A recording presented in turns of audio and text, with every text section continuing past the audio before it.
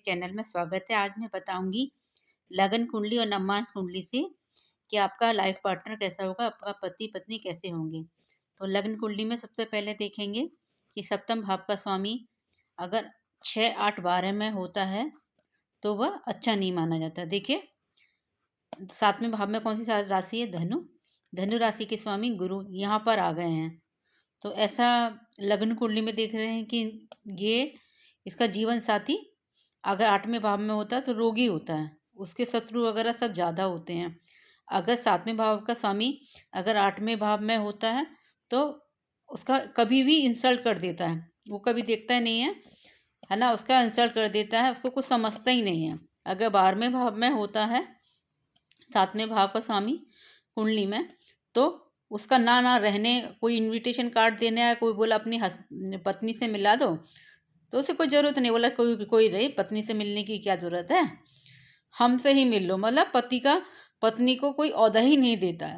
तो इसलिए हम नवमांस कुंडली देखते हैं। नवमांस कुंडली में ये जातक की नवमांस लग्न कुंडली सब नवमांस कुंडली देखेंगे। देखना इसीलिए ज़रूरी हो गया कि इसमें सब कुछ खराब आ रहा था। तो नवमांस कुंडली हमने देखी। नवमांस कुंडली में सप्तम भाव का स्वामी देखिए, मेष राशि, इसका स्वामी कौन है? मंगल। ये अपनी ही राशि में बैठे हैं तो कुछ अच्छा लग रहा है।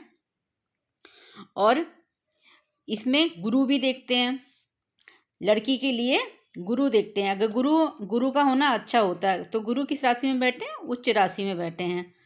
तो इनका गुरु पति का कारक है ना। एक तो ये अपनी ही राशि में बैठे हैं, इसका जीवन साथी अपनी राशि में, मित्र राशि में बैठा है, इसे प्यार करेगा, धोखा नहीं देगा। अगर यही सप्तम भाव अगर अपनी का स्वामी नीच राशि में बैठा होता, क्रूर प्रभाव के में होता तो जीवन साथी अच्छा नहीं मिलता, जीवन साथी क्रूर व्यवहार करता। और गुरु भी अगर पीड़ित होता, कुर ग्रह बैठे होते या कुर ग्रह की दृष्टि पड़ रही होती तो जातक अपने पति से संबंध अच्छा नहीं रखता। और दूसरा भी ऐसे ही देख लेते हैं। एक और कुंडली में बताती हूँ, जैसे एक पति की कुंडली बनाती हूँ आपके सामने, एक और कुंडली बना रही हूँ। देखिए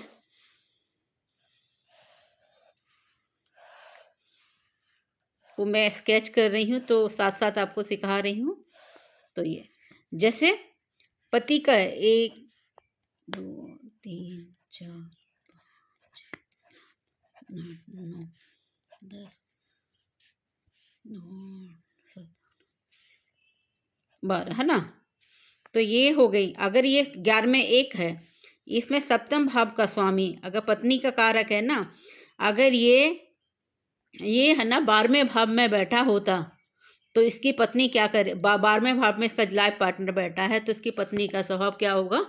वो फालतू के खर्चे लेगी, फालतू के कर्ज लेगी, लोन लेगी और अपना ही पैसे में खर्च कर देगी, मतलब अच्छे कामों में उसका खर्च नहीं होता है।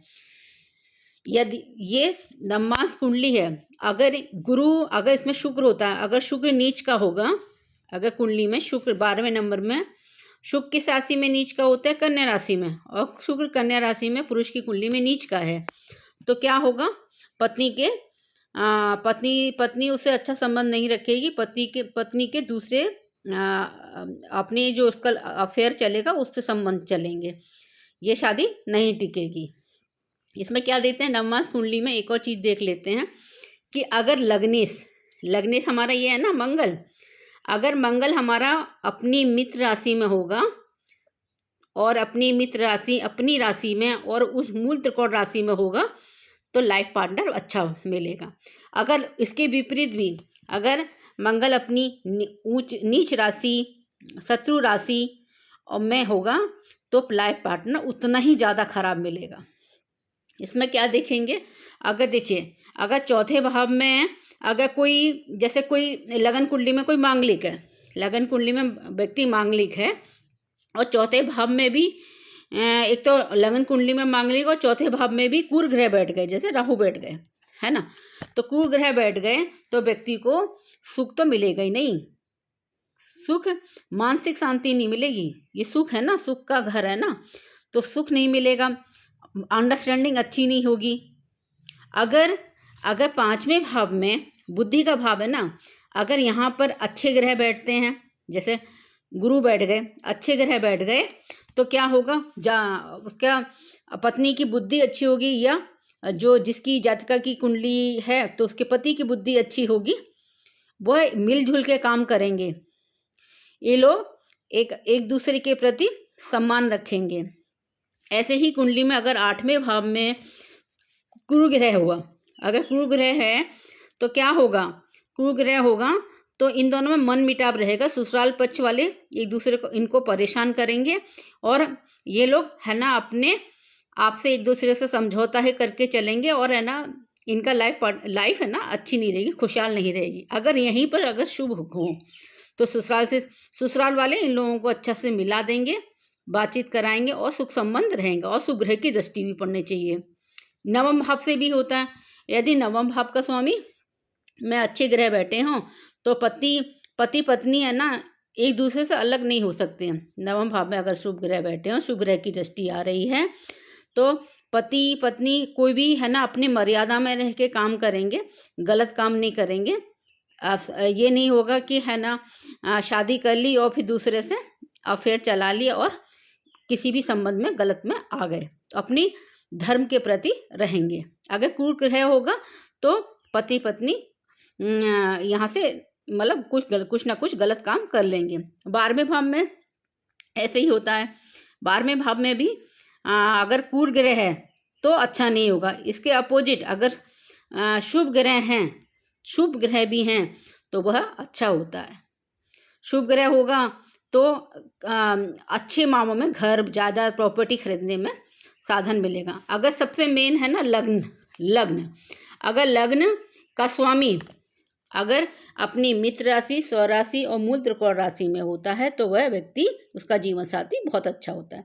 ऐसे ही हम दूसरे भाव में देखेंगे, यदि शुभ ग्रह बैठे हैं तो व्यक्ति के पास पैसा के सोर्स बहुत होंगे, पैतृक संपत्ति बहुत होगी, उसका जीवन साथी बहुत अच्छा होगा। यदि तृतीय भाव में यदि शुभ ग्रह बैठे हैं तो उसका जीवन साथी का प्राकर्ष और सामर्थ्य जो होगा ना, साहस बहुत अच्छा होगा, बहुत धैर्यवान होगा, पत्नी की बातें समझेगा, कभी उलझेगा नहीं, कभी अपनी नहीं चलाएगा। अगर चौथा भाव तो सुख का भाव है। चौथा भाव है ना, क्या चौथे भाव में अगर गुरु ग्रह पड़ गया तो ये सुख का भाव है, ये उनके पति पत्नी को अलग करा के ही रहेगा। अगर केतु महाराज होंगे तो अलगाव कर देंगे।